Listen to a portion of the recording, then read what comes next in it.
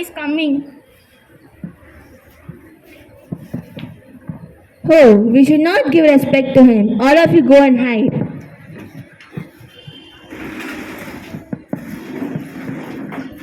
So you are Kattabomman. நான் தான் Kattabomman. All the Palekas have paid the tax, but only you are not paying it. What is the reason? கிஸ்தி, திரை, வட்டி. வானம் பொழிகிறது, பூமி விளைகிறது, உனக்கேன் கொடுப்பது கிஸ்தி?